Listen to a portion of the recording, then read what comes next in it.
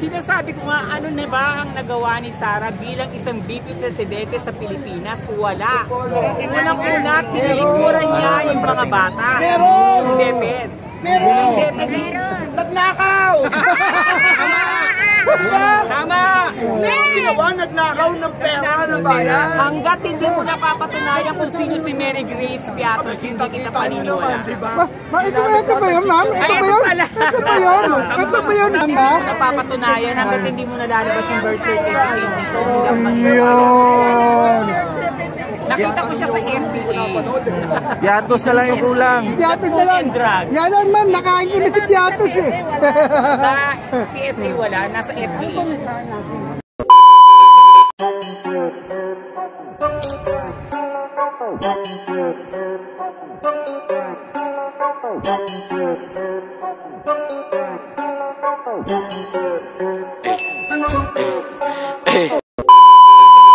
Ano namin ang sa amin kasi mahilig kaming mag-ano sa mga ugali sa tao. May nagulat kami, sabi niya na noong 22 daw, siya daw ang presidente. Ang kapal ang mukha niya. Oy, kung hindi kay BBM, hindi siya nanalo. Tama po yun. Taokin na yun. Ilocano si nanay, Ilocano pala to si Sabi nila adik daw si PBBM. Hindi po. Hindi adik yan. Di ba Katutulang. Di ba na yung Hindi pa pwede ang gusto nila mangyari doon sa senyor. Hindi kami papayag. Ang mukha kong ito ng bata ko ay napakapakan nila sa Malacanang para paalisin yung ama. Hindi na ako papayag doon sa anak. Kasi sa bait ng ama, yan ang nangyari. Dapat yung mga sundalo noon, ano yan eh, yung mga sundalo noon, hinihintay na kumpas nila na i-disperse nila yung mga tao. Pero ang sabi ng ama, wag na, bababa ako. Nagpaalam doon, sabi niya, doon sa mga sundalo Amerikano, pupunta ako sa Paway, sa kanyang sa kanyang bayan. Pinunta sa Hawaii. Yan ang katotohanan dyan. Niloko siya. Yan si nanay. Pero di ba na mas bangag si Sara kasi dilat yung mata? Si ano pala to, si Ballpoint Man, idol, Ballpoint Man. Subscriber mo ako sa YouTube. Kaya nga sabi ko sa inyo, tama na. Kasi tingnan ninyo yung ginagawa nila. Yung mga kawawang urban po na dinadala nila dito, ginawawa nila. Bibigyan na ng pila lang pagkatapos may cut-off pa. Nay, sabi dito, Marcos magagamit, hindi yan mananalo kung hindi dahil kay Sara. Hindi po. Si Sara po nang gamit sa kanya. Ay kung hindi, bakit siya naman nagsabi na tanggapin mo ako parang busy mo. Dahil ikaw ang alam ko hindi ka kurap na tao. Galing ni nanay. Tama naman.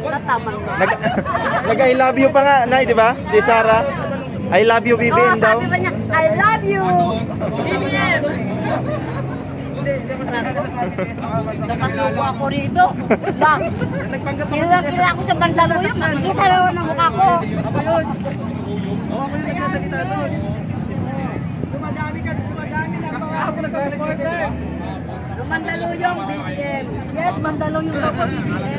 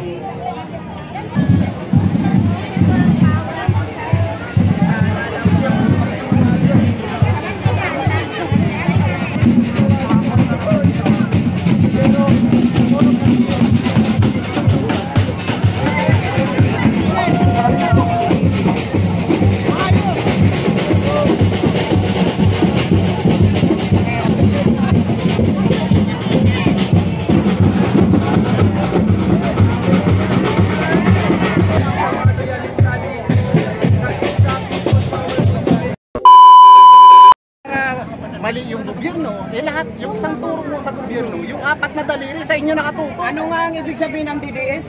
DDS, di naman yan. Death Squad. Oh, pag di nyo alam, Ang ibig sabihin yan, Duterte, Dugyot, supporter. sige. Pero ang alam ko kasi sa DDS, ano? Maliliit ang utak. Hindi maliliit, wala talaga silang utak. Wala nga. Walang laman ng ulo kasi puro katangahan eh. Mabait na ako. Puro katangahan ang mga DDS. Imbitahan mo pumunta rito sila, Mga DDS, pumunta kayo rito kung marami kayo. Sabi kasi ni Digong, kung isog ka, tara. Nung hinamo ng duelo, di nagpakita. Panis kayo kay Carbonell, hinamo ng duelo, di nang pumunta si Baste. Wala yan, malaki katawan, ampaw naman. Ang masaklap kasi dyan, puro sila pagbabanta, people power. Oo. Ilang araw nyo na ang ginagawa yan. Actually, ginawa nilang Hindi ba negosyo. kayo nahihiya? Nagagalit pa kayo pag pinupukusan kayo ng camera. Pag pupukusan dun sa walang tao. Oh my goodness naman, tingnan nyo kami. Hindi pa nagsisimula, pero ayan na. Kala ko ba 32 million kayo? Sa totoo lang, Asa 32 million nyo?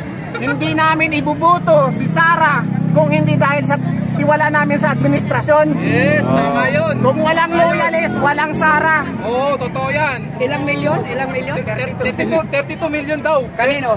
Kay Sara. Kay Sara? Bumoto kay Sara. Alamang tayo ng 1 milyon. 33 tayo eh. Siya nga pala, may isa shoutout lang po ako. Shoutout ko yung BDS na nagsasabi na dahil daw sa administrasyon ngayon 15 trillion ang utang ng Pilipinas. Real talk lang po Pag upo ni Duterte, 5.94 trillion ang utang ng Pilipinas. Nang bumaba sa pisto, si Digunyo, sorry, Digong. 12.76 trillion ang utang ng Pilipinas. Tapos ibibintang nyo, lumaki ang utang ng administrasyon ngayon. Oh my goodness. 2023, sa pagkakaharap ko, nagbayad sila ng 1.3 trillion. And then sinundan ng kalahatian ng 2024, 1.4. Sa pagkakaalam ko. Saka ito pa, kaya ba ni Duterte mamigay ng titulo ng lupa sa magsasaka? Hindi! Hindi niya kaya yun! Murahin ang utang ng mga magsasaka sa bangko. Hindi niya kayang gawin yun. Ang kaya niya lang gawin, mamigay ng shabu. Ang kaya niya, magmura! Oo, ang kaya niya lang gawin, Oy, salamat, mamigay Ma'am ng Jasa, shabu sa sa pakulay po. magnetic Salamat. filter. Wala nang masabi, nagmumura! Anong mura sa'yo? I am not a Chinese for nothing. Yun ang ibig sabihin nun. Pwede sabihin? Sabihin mo na, dali! Your concern is Pogo, mine is magnetic filter shabu. Utang ina nyo. Ang anak ni si Sara, anong mura? Puking ina nyo. Mga walang hiya, mga demonyo. Sino ang presidente ng impyerno? Sino? Si Digong! Si Digong! Si Digong Mao, ang tawag ko nga dun eh. Si Digong Mao. Ibig sabihin, si Digong Mao kasi tuta siya ni si Jinping. Tuta ng Si China. Sara! Sara ano yan? Chinese na Sara di munyeta? Pero mo gagawin daw probinsya ng China yung Pilipinas. Papayag ba kayo ng mga kababayan? Hindi tayo papayag nun. Hindi tayo papayag! Imbitahan mo yung mga vlogger na... Itapon si Digong sa West Philippines. Alam niyo, kung buhay lang si Andres Bonifacio, pinagtatagala si Duterte. Ngayon, andito kami. Kung buhay lang si General Luna, pinagbabaril na si Duterte. Traitor niya. Sino ngayon ang Traitor si sinasabi nyo? Duterte. May utang para magkaalaman tayo. Mga ano kayo? Mga vlogger ng dilisip. Sinenta niya ang West Philippines Sea. Anong kapalit? Talamang tulay. Anong tulay? Tulay sa Maynila, yung Intramuros, tsaka yung tulay doon sa BGC na nagkukonekta sa Pasig. Yun yung kapalit nung binenta niya ang West Philippines Sea. Tsaka yung mga Pogo, tapos yung mga Chinese na pinapasok dito na invento yung birth certificate. Yun yung kapalit ng Pogo na West Philippines Sea. Drug lord ngayon. Ha? I am not Chinese for nothing. Si Duterte ang magaling. Kaya alam mo yung ibig sabihin ng ganito? British yan, ang ibig sabihin niya. May dalang pera. May dalang pera. 16 million, 11 Minsan shabu yung dala nun. Oo, tsaka yung tukin. Yan, tukin. Container na siya po. Pinapalusot nilang mag-aama. Grabe, pati asawa ni Duterte. Grabe siya. Sabi niyo bangag ng presidente, si Duterte yung bangag, gumagamit ng fentanyl. Bangag! Siya yun. Kasi ngiwi, nangiwi. Ayun, gumagamit ng fentanyl 3 tayo. Ang biro mo 3 beses daw, sabi niya. Ma'am, I've been in paradise. Sobrang sarap ng pakaramdam. Ang sarap to ng pakaramdam, sira ulo. Droga yun. Gusto ko floating. Oo. Ano to, lumilipad to siya sa langit, sabi niya eh. Gumagamit siya ng fentanyl, sira ulo talaga. Tapos, I hate drugs daw, pero siya gumagamit ng drugs. Grabe. Wala ka na, Duterte. Wala ka na. Hindi ka na mananalo next election. Kahit saan kayo tumakbo kayo sa EDSA. Hindi na makakatakbo yan.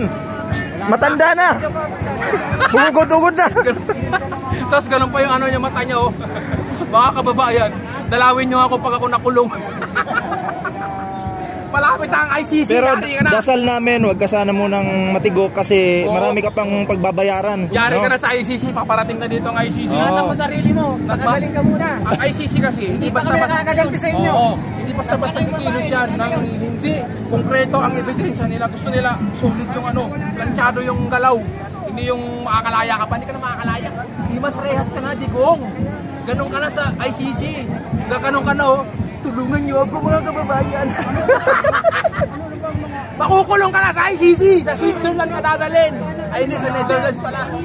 Oh, ano daw tawag, bangag kayo. Uy, bangag daw tayo. Umingi ka na ng tulong kay Xi Jinping, yung amo mo sa China.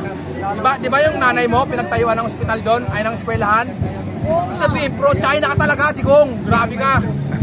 Tapos yung mga bangka na ng mga isda, binangga, wala kayong pakialam. Ha? Tapos sasabihin nyo, okay lang yan. No comment, no comment. Okay lang yan, no comment kami dyan. Para mga Sa China. Tapos si Sarah, di ka mabibig sa China. No comment. Walang iya talaga.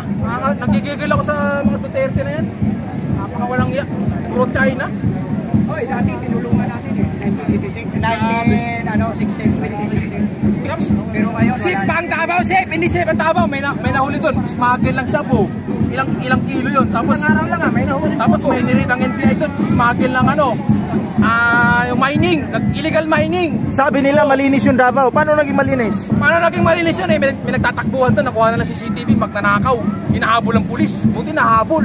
Paano naging malinis yun? Ang daming rape case doon. Palagay ko ang rape case yun. 146 case na kaso ng rape. Oh, paano naging malinis yun? Ha? Wala pa na kayo eh. Tapos dinoktor niya yung blatter ng pulis. Sabi ni General Torre. Nung dumating ako rito, ngayon lang gumana yung CCTV. Sir, sabi o. Halagang 10 million. Oh. Sagutin nyo daw, nasa ng pangako na 20 pesos na bigas. Wala na, kumain ka na ng bato. Buraot ka! May Red Horse ka, may pampili ka eh. Bigas wala. Buraot ka. Magtrabaho ka. Tsaka hindi pinangako Tamad yung ka, 20. tamad. Ang sabi ng presidente, pangarap ko na magkaroon ng 20 na bigas. Isikapin kung maaari, kung may paraan. Magkaiba yung pangarap, tsaka sa pinangako. 80-80 ka talaga. Mga didilis talaga 80-80, no? 80-80 talaga. Napapaghalata kayong walang alam-alam. May inflation, di ba? Lagi na lang statement ng DTI. Tsaka nung panahon ni Duterte, magkano isang litro ng gasolina? 80! Tsaka 80 isang kilo ng bigas. Oh, kaya ko patunayan yun sa GMA pa lang. May balikas silang ganun. Hindi ko hindi nyo sinisita. Grabe kayo. 80 isang litro ng gasolina. Grabe. Yung security guard na in-interview nun, wala na siyang kinikita. Napupunta lang sa gas. Walang niya kayo. Grabe kayo. Tapos ngayon, magkano na gas ngayon? 49 pesos. Makakabili na kayo ng gas. Diba? Gasolina. 49 pesos. Eh may gera pa ngayon sa Middle East. Oh. Diba? At isa pa, sabi ni Digong, I hate mga DTS drugs. kayo. Pero ang doon sa Davao, doon ang laboratory ng drugs. Oh, Kaya- I hate drugs. Oh, I hate drugs. Digong nyo, I hate drugs. Pero, doon sa Davao, doon itinayong ang tatlong laboratory ng drugs. Pagkatapos yan, lipat tayo doon. Maganda drugs, but I like by Si Percy Lapid, alam ko na kung sino pumatay nung kay Percy Lapid. Alam ko na kung sino pumatay kay Percy Lapid. Walang iba kundi si Dugong! Dugong! Ano doon? Pinatay nila si Percy Lapid kasi ang sinasabi ni Percy Lapid, totoo yun. Totoo yun. Kaya nila pinatumba. Kasi matatapang na naman ang mga Duterte kasi nagbabayad sila ng killer. Pero pagkuhanan man sila na duelo, wala. Hindi sila mukra. Tara, doon tayo sa kabila. Kwenta Sino po ba yung sumisigaw dyan? BBM! Brother, isang programa na tayo. Saan na tayo? Mag-start na tayo. Napapago Okay lang po ba? Isang programa na tayo. Saan na daw na programa? Forma nyo. Oh, ang daming tao dito guys. Oh. Dali na po. Isang programa lang po tayo. Christian International Missionary. Ay.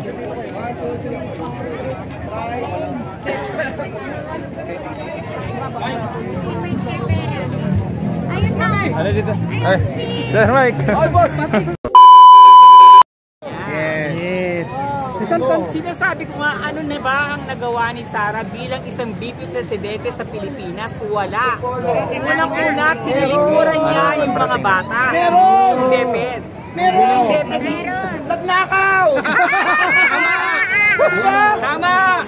Ginawa, nagnakaw ng pera ng bayan. Hanggat hindi mo napapatunayan kung sino si Mary Grace Piatos, hindi kita paniniwala. Ito ba yun, ma'am? Ito ba yun? Ito ba yun?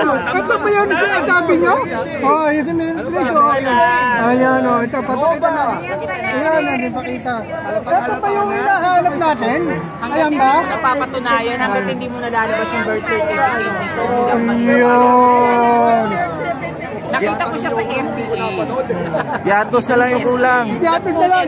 Yan lang, ma'am. Nakain ko na si Piatos eh. Sa PSA wala, nasa FDA. Ayan, ma'am, isang tanong ko. Ano ba yung masasabi nyo? Ito ba tamang pag-iisip na sinabi ni VP Sara na kay Pangulo na hindi maganda? Kasi she should be the role model. Dahil unang-una nag-DepEd siya. Kapag DepEd ka, yung mga bata dapat ang naririnig niyan magagandang salita, hindi mura. Tama po. Diba? Saan ka nakakita na hinawakan mo yung DepEd tapos nagmumura ka? Yung ba, kaya niya bang iparinig yung pagmumura niya sa harap ng anak niya? Pwede niya bang sabihin sa anak niya na anak, paglaki mo, eto ang gayahin mo ako. Diba? Alam mo, nung nag-resign siya sa DepEd, doon, maling-mali. Iniwan mo yung mga bata. Huwag mong idehilan sa amin na pinagtutulungan ka, binubuli ka. Anak ko ba matapang ka? Eh, ba't ka umaatras? Wala na kasing budget. Talaga matapang ka. Hindi ka lang resign ng DepEd. Paninindigan mo yung pagiging sekretary mo dahil ikaw ang namili ng posisyon na yan. Hindi yan binigay sa'yo, pinili mo yan. Gusto siya ng paglingkuran. Masyado kang bratinela.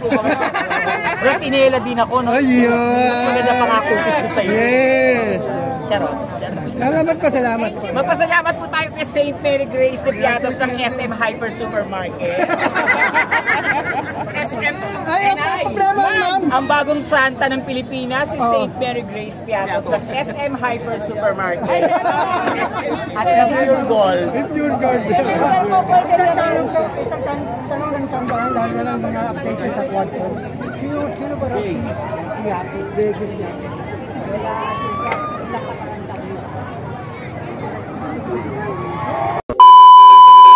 Hindi, bumalik na. Bumalik na kayo. Ba, ibig sabihin ba, dumapo kayo sa Umalis kabila? ako dati. Dumapo kayo sa kabila? Hindi ako dumapo sa kabila. Never ako naging Sara. Pahinga lang muna kayo. Never ako naging Sara, kumakapit sa mga Duterte, nasisira. Never ako naging Sara. Dati akong DDS, that was 2016. Pero umalis din ako sa kanila. Pero kasi, ako. Hindi kasi, scholar ako ni Marcos nung araw. Si Marcos ang nagpaaral sa akin. Nasa Sabag po kasi, hindi nakasama. May nagtatanong sino ba kayo? Ako po si Pebbles Cunanan. Ako isa sa authorized vlogger ni BBM ng eleksyon. At ako rin yung pinasalamatan niya nung Thanksgiving niya na vlogger. Dalawa kaming vlogger ni TP na pinasalamatan niya. Isa si TP tapos ako yung isa. 16. Kaya nga nagulat sila dahil binabanggit ako ni BBM nung time na nagpapasalamat siya tapos inaway ko siya. Gano'n naman magkaibigan kami. Kaibigan ko siya. Updated po kayo sa Quadcom? Sa Quadcom? Updated siya. Siya ko naman. Ito updated to eh. At lagi mo napapalit pa kayo YouTube channel. Actually po, marami yung nagalit sa akin nung si Mami Pebbles nakasama ko para doktrinahan, inganyohin at ipaliwanag kung ano yung ating mga pinaglalaban. At nakita naman niya at napakinggan ako na may punto ko at nakita niya yung pagkakaiba. Malaking pagkakaiba kaya yan ay sumama muli sa atin. At yan naman totoong kasama natin noon pa. Yes. Oo, naligaw lang. Pero mga kababayan, ganun talaga.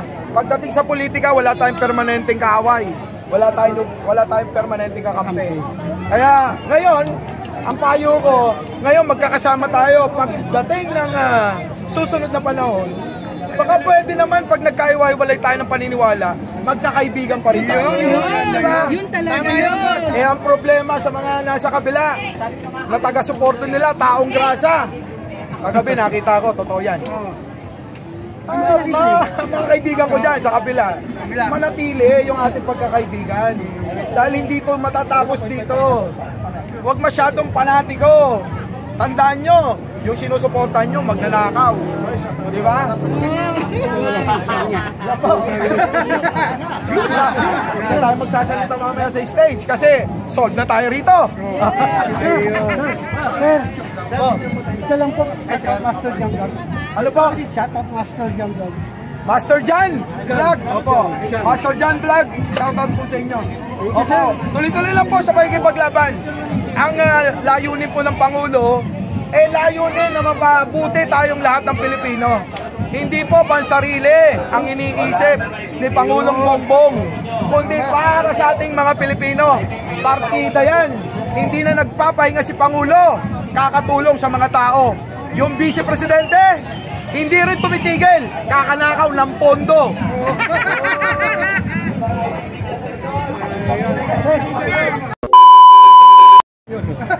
Sino ba kayo, sir? Ano ang pangalan niyo? Ako po, Mike Sapera po ako. Simpleng mamamayang Pilipino, voluntaryong sumusuporta kay Pangulo. Sir Mike, di ba yung kasama mo kagabi, balita namin nasa ibang bansa daw. Yung ba't nandito na sa Pinas? Kasama mo kagabi. Kamukha lang. Isang tanong lang po. Bakit si Atty. Lopez parang wala na ata, lumabas na ata? Paano napalabas yun? Wala naman po kasing whole departure order si Atty. Lopez. So, kalayaan ng bawat isa yan. Ngayon, kapag ikaw ay lumalayo sa mga suliranin at mga aligasyon, magtaka na ang taong bayan. Iniiwasan yung katotohanan. Ang gusto ng taong bayan, katotohanan. Bakit iniiwasan? Yung po yun. Bakit nga, sir? Ayun, PBB, inalalayan. Tapos, yung sa ating bansa, hindi inalalayan. Ano nagkaiba kaya nun? Iba po ang pagmamahal ni BP kay attorney. Yung po yun. Mas malamang ang pagmamahal ni BP kay attorney. Mas mahal niya po yung si attorney kaysa sa bayan. Thank you. Thank you.